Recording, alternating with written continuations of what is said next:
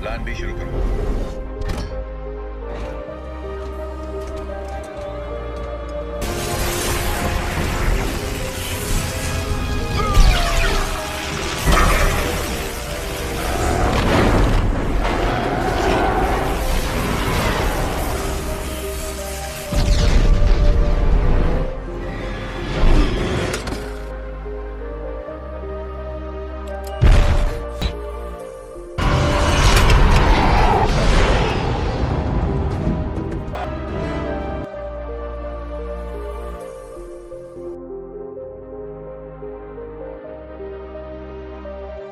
इस मूवी में हमें नियर फ्यूचर का टाइम दिखाया जाता है, जहां हम स्पेस में बहुत बड़े एस्टेरॉइड को अर्थ की तरफ जाते हुए देखते हैं, जिसके अर्थ से टकराने से पूरी इंसानी नस्ल डिस्ट्रॉय हो जाएगी और इसीलिए अर्थ को डिस्ट्रॉय होने से बचाने के लिए एक इंटरनेशनल एफर्ट स्टार्ट हो जाती है, जिसके लिए मून शील्ड प्रोजेक्ट बनाया जाता है और उस प्रोजेक्ट के मुताबिक मून पे एक बहुत बड़ी बेस बनाई जाती है। इंसानों का प्लान ये था कि वो न्यूक्लियर वेपन्स को यूज करते हुए उस जायंट एस्टेरॉइड को डिस्ट्रॉय कर देंगे और बच जाने वाले जंग से अर्थ को बचाने के लिए मून को यूटिलाइज करेंगे। और कई सालों की प्लानिंग के बाद इंसान आखिरकार न्यूक्लियर मिसाइल लॉन्च कर देते हैं। नेक्स्ट सीन में हम सभी लोगों को इस विक्ट्री को सेलिब्रेट करता हुआ देखते हैं, जिसके बाद हम इस कहानी की मेन कैरेक्टर दूगू को देखते हैं, जो कि सिर्फ अपने कमांडर शिंग में इंटरेस्टेड लग रहा था, जो कि अभी भी लॉन्चिंग मिशन से वापस आई थी। दूगू उसे देख के स्पीचलेस हो चुका था। शिंग जब ये देखती है तो उसे लेजीनेस की वजह से डांट देती है, जिसके बाद वो वहाँ से चली जाती है, जिसकी वजह से दुग्गू भी अब अपने रूम में चला जाता है और शिंग को इम्प्रेस करने के तरीके सोचने लगता है, लेकिन उसे इस बात का अंदाजा नहीं होता कि कुछ एस्ट्रॉइड्स बेस की तरफ बढ़ रहे थे और वहाँ मौजूद सभी लोगों के पास बेस से निकलने के लिए 30 मिनट से भी कम वक्त बाकी था। शिंग को जब इस बात का पता चलता है तो सभी को फौरन से इवैक्यूएट करने का कहती है, इसलिए सभी लोग वहाँ से भागने लगते हैं, लेकिन दुग्गू पूरी तरह से अपने सपनों में खोया हुआ था। थोड़ी ही देर में सभी वर्कर्स बेस को छोड़ देते हैं और रॉकेट्स की तरफ जाने लगते हैं और उनमें बैठकर मून से दूर जाने लगते हैं।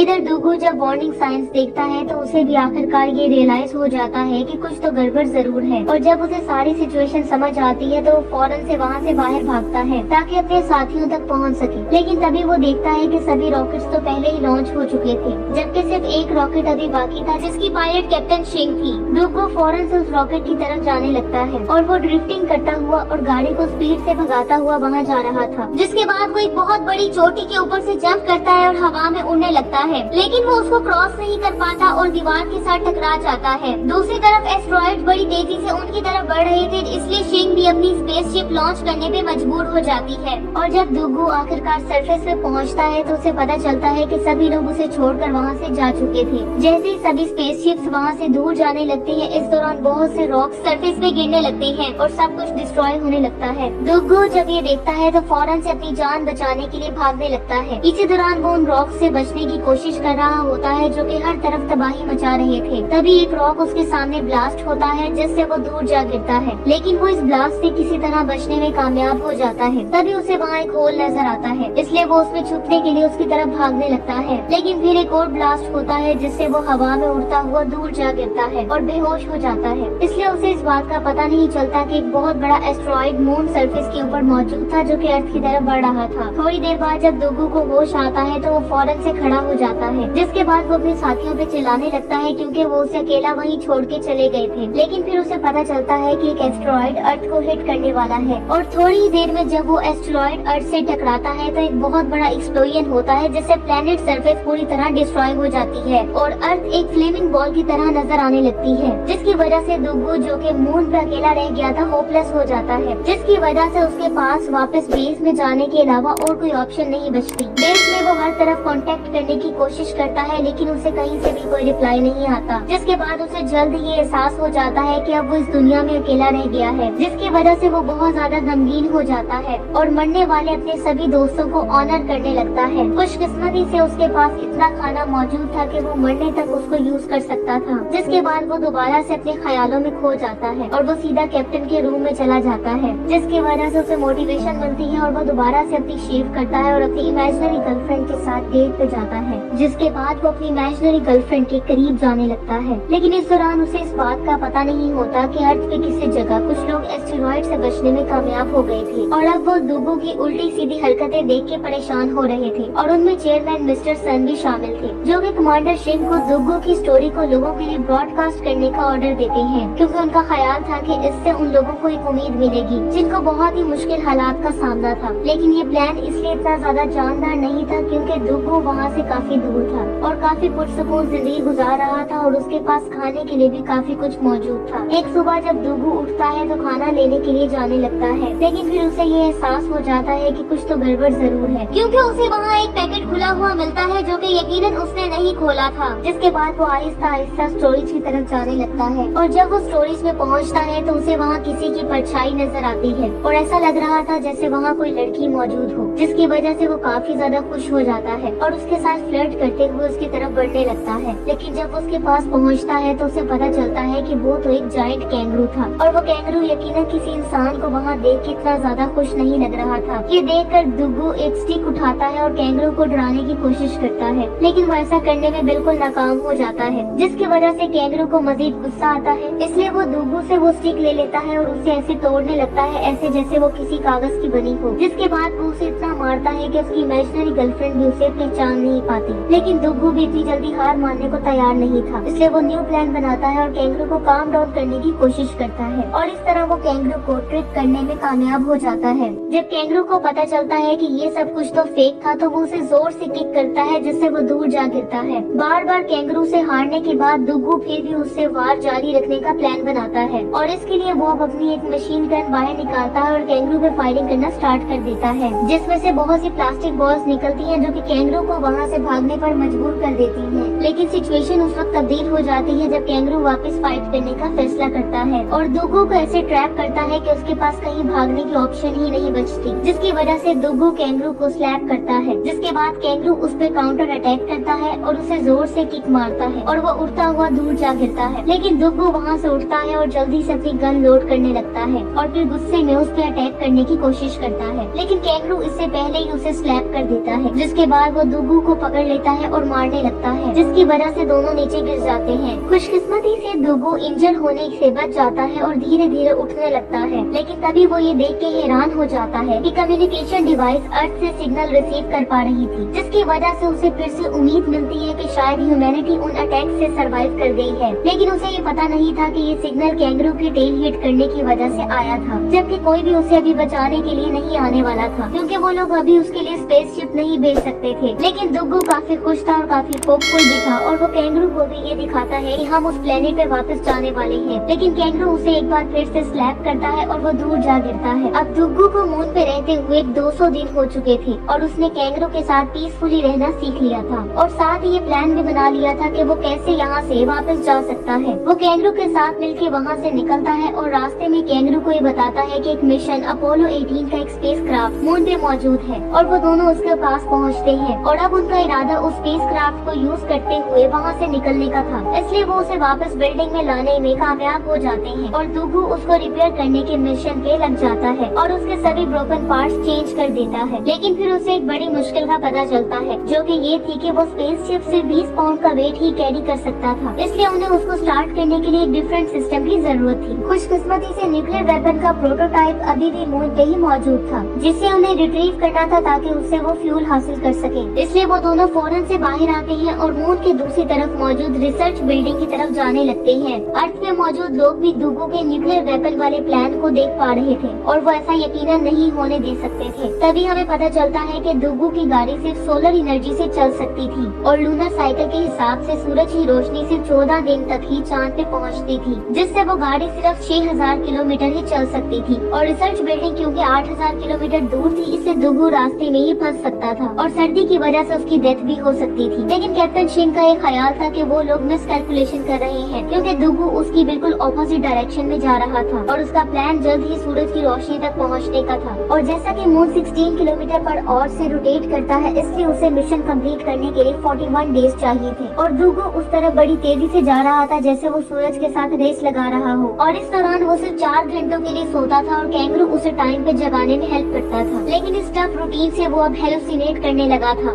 और इसीलिए एक दिन जब कैंगरू उसे उठाने के लिए उससे बात करता है तो वो उस पर जोर से चिल्लाता है, लेकिन फिर वो किसी तरह अपने ड्रीम से वापस आने में कामयाब हो जाता है। लेकिन फिर उसे ये एहसास होता है कि रियलिटी तो ड्रीम से भी ज्यादा डेंजरस थी, क्योंकि वो एक बहुत बड़ी खाई में गिरने लगते हैं और जल्द ही सरफेस से टकराते हैं और कई दिनों की डेंजरस ड्राइव के बाद आखिरकार वो किसी तरह रिसर्च फैसिलिटी तक पहुंचने में कामयाब हो जाते हैं जहां न्यूक्लियर वेपन मौजूद था। वो दोनों जल्दी से बिल्डिंग के अंदर जाते हैं और केयरफुली आगे बढ़ने लगते हैं। जल्द ही दुग्गू को वो न्यूक्लियर वेपन मिल जाता है जिसे वो नीचे उतारने लगते हैं, लेकिन तभी कैंगरू का इंजीनियर बनने का दिल करता है और वो कंट्रोल बटन जोर जोर से प्रेस करना स्टार्ट कर देता है, जिसकी वजह से वो वेपन जोर जोर से शेक होना शुरू हो जाता है और इसीलिए दुग्गू कैंगरू को ट्रक में लॉक कर देता है। जिसके बाद वो दोबारा से बेस की तरफ जाने लगता है और कठिन रास्तों से गुजरता हुआ म्यूजिक भी इंजॉय करने लगता है। इसी दौरान उसे ये भी पता नहीं चलता कि उसकी गाड़ी ट्रक से अलग हो जाती है, जिसमें कैंगरू को उससे लॉक किया था। थोड़ी दूर जाने के बाद दुग्गू रेस्ट करने के लिए गाड़ी रोक देता है और अपने एनिमल फ्रेंड को चेक करने के लिए गाड़ी से बाहर आता है। तभी उसे पता चलता है कि पूरी वैगन ही गायब हो चुकी थी, जिसकी वजह से वो एक डिफिकल्ट डिसीजन लेने पे मजबूर हो जाता है, क्योंकि वो सनसेट की वजह से कैंगरू को लाने नहीं जा सकता था। इसलिए वो बेस की तरफ जाने लगता है, लेकिन वो अपने फ्रेंड को मरने के लिए भी नहीं छोड़ सकता था। इसलिए वो फौरन से गाड़ी को घुमाता है और अपनी जान की परवाह न करते हुए कैंगरू को बचाने के लिए उसकी तरफ जाने लगता है और आखिरकार उस तक पहुंच जाता है। और जैसे वो डोर ओपन करता है तो कैंगरू फौरन से उसके गले लग जाता है और उसे खोए हुए पपी की तरह प्यार करने लगता है। जल्दी वो दोबारा से बेस कैंप की तरफ अपना सफर स्टार्ट कर देते हैं और रास्ते में वो पूरी कोशिश करते हैं कि उनको नींद न आए, लेकिन सूरज उनसे मुसलसल दूर जा रहा था और कई दिनों की कंटिन्यूअस ड्राइविंग के बाद आखिरकार वो सूरज का व्यू पूरी तरह से लूज कर देते हैं और सूरज की रोशनी के साथ साथ उनके सर्वाइवल के चांस भी खत्म होने लगते हैं। कॉन्ग भी मायूस होकर डुगू की तरफ देखता है, जबकि उनकी गाड़ी में अब लास्ट और की बैटरी भी पीछे रह गई थी। इसलिए डुगू एनर्जी सेव करने के लिए हीट को ऑफ कर देता है और वो जितनी मर्जी कोशिश कर रहा था लेकिन वो फिजिक्स को हरा नहीं सकता था। इसलिए उनकी गाड़ी रास्ते में ही बंद हो जाती है और अभी भी वो अपनी बेस से 45 किलोमीटर दूर थे, लेकिन उनके टैंक्स में से 3 घंटों की ही ऑक्सीजन बाकी थी। इसलिए डुगू अब मायूस होकर गाड़ी से बाहर आ जाता है, क्योंकि वो अब अपनी डेथ का वेट करने के अलावा और कुछ भी नहीं कर सकता था। और अब वो इस बात पे भी रिग्रेट करने लगता है कि जब उसके पास चांस था तो वो अपनी क्रश से बात नहीं कर सका था। और जैसे ही वो अपने आप को कोसना बंद कर देता है तो उसे कुछ इम्पोर्टेंट चीज याद आ जाती है और वो कैंगरू की तरफ देखने लगता है, जो कि मिरर के रिफ्लेक्शन की तरफ अट्रैक्ट हो रहा था। ये देखकर उसे एक आइडिया आता है और वो अपनी गाड़ी के डोर्स तोड़ देता है और उससे वो अपने पास मौजूद टूल्स को मॉडिफाई करने लगता है, जिससे वो एक स्लेड बनाता है और उसे कैंगरू के साथ बांध देता है और अपनी लाइट बीम का फोकस कैंगरू के सामने कर देता है, जिसकी वजह से वो फौरन से आगे बढ़ने लगता है और डुगू सरफेस के साथ साथ स्लाइड करने लगता है और अब वो तेजी से बेस कैंप की तरफ बढ़ने लगते हैं। तभी उनके सामने एक बहुत बड़ी खाई आ जाती है, लेकिन डुगू कैंगरू को बगैर किसी डर के जंप करने का कहता है, जिसके बाद दोनों जल्द ही हवा में उड़ने लगते हैं। और इसी दौरान डुगू अपने गैस टैंक को खोल देता है, जिससे वो सुपर हीरो की तरह उस खाई को क्रॉस करने में कामयाब हो जाते हैं। डुगू आखिरकार न्यूक्लियर वेपन को बेस कैंप पे लाने में कामयाब हो जाता है और अब वो अपनी विक्ट्री को सेलिब्रेट करने लगता है, लेकिन उसे इस बात का एहसास नहीं होता कि एक दूसरा एस्ट्रॉइड उनकी तरफ बढ़ रहा था। थोड़ी देर बाद डुगू जब रॉकेट को मॉडिफाई करने का प्लान बना रहा होता है तो तभी वो नोटिस करता है कि सिग्नल दोबारा से स्टेशन पे सेंड हो चुका था, जिसकी वजह से वो खुश हो जाता है। लेकिन फिर वो कैंगरू को वायर्स के साथ खेलते हुए देखता है तो उसे पता चलता है कि पहले वाले सिग्नल्स भी इन सिग्नल्स की तरह फेक थे, जिसकी वजह से वो बहुत ज्यादा सैड हो जाता है, क्योंकि उसे फिर से ये लगने लगा था कि वो इस दुनिया में अकेला इंसान है जो कि जिंदा है। दूसरी तरफ अर्थ में भी लोग डुगू की होपलेसनेस को नोटिस कर लेते हैं और ये डिसाइड करते हैं कि डुगू को सब मिलकर ये रियलाइज करवाएंगे कि वो इस दुनिया में अकेला नहीं है। इसलिए सभी लोग एक जगह इकट्ठे होते हैं और अपनी लाइट्स का रुख मून की तरफ कर देते हैं। डुगू जब प्लेनेट की तरफ देखता है तो उसे अपनी आंखों पे यकीन ही नहीं आता कि ह्यूमैनिटी अभी बाकी है। ये देखकर वो काफी ज्यादा इमोशनल हो जाता है और रोने लगता है, जिसके बाद हम देखते हैं कि डुगू आखिरकार अपने रिसीवर को रीएडजस्ट करने में कामयाब हो जाता है और अब वो अर्थ पे मौजूद अपने दोस्तों को देख सकता था, जिनमें कैप्टन शेंग भी शामिल थी। ये देखकर वो खुशी से रोने लगता है। जल्दी सभी लोग एक साथ काम करना स्टार्ट कर देते हैं ताकि वो किसी तरह उस रॉकेट को रीअसेंबल कर सके और डुगू को वापस लाया जा सके। और जल्द ही वो सब मिलकर उस रॉकेट को न्यूक्लियर वेपन की हेल्प से मॉडिफाई करने में कामयाब हो जाते हैं, जिसके बाद वो दोनों वापस अर्थ पे जाने के लिए तैयार हो जाते हैं और अब वो वहाँ से निकल पड़ते हैं। लेकिन उन्हें इस बात का पता नहीं होता कि दूसरा एस्ट्रॉइड भी अर्थ की तरफ बढ़ रहा था। डुगू आखिरकार ऑर्बिट तक पहुँचने में कामयाब हो जाता है, जिसकी वजह से सभी लोग सेलिब्रेट करने लगते हैं। इसी दौरान डुगू उस रॉकेट को स्पेस स्टेशन के साथ अटैच करने में भी कामयाब हो जाता है और जैसे ही वो वेसल को प्रिपेयर करता है और एस्केप पॉड्स को लॉन्च करने लगता है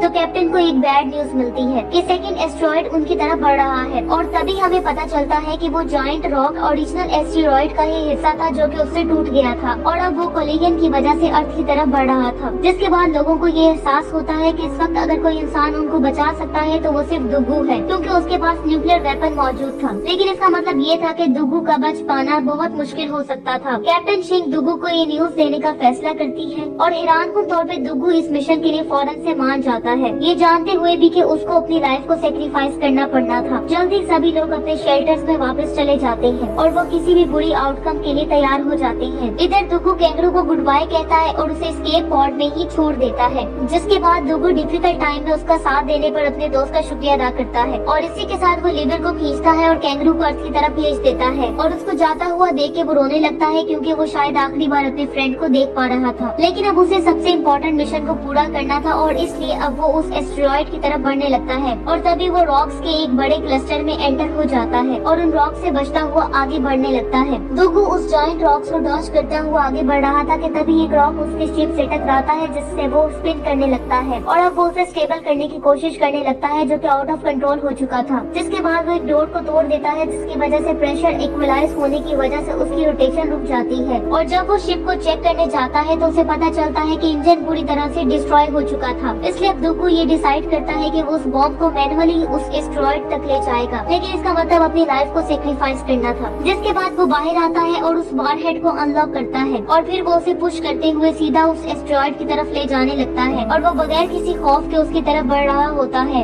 इसी दौरान उसका सूट भी डिस्ट्रॉय होने लगता है और अब आखिरकार वो उस एस्टेरॉइड तक पहुंचने में कामयाब हो जाता है। इसी दौरान वो लास्ट टाइम कैप्टन को भी इमेजिन करने लगता है और इसके साथ ही वहाँ एक बहुत बड़ा ब्लास्ट होता है जिससे वो एस्टेरॉयड पूरी तरह डिस्ट्रॉय हो जाता है। इसके बाद हम देखते हैं कि सभी लोग अपने शेल्टर से बाहर आ जाते हैं और आसमान की तरफ देखने लगते हैं और दुगू के सेक्रीफाइस को याद करने लगते हैं। कई साल बाद ह्यूमंस अर्थ को रिस्टोर करने में कामयाब हो जाते हैं और कैंगरू को नेचर में अपना घर दोबारा मिल जाता है। कैप्टन शिंग और उसकी टीम को दोबारा से मून पे भेजा जाता है ताकि वो अर्थ को प्रोटेक्ट करने के लिए अपना काम जारी रख सके। इसी के साथ ही मूवी एंड हो जाती है।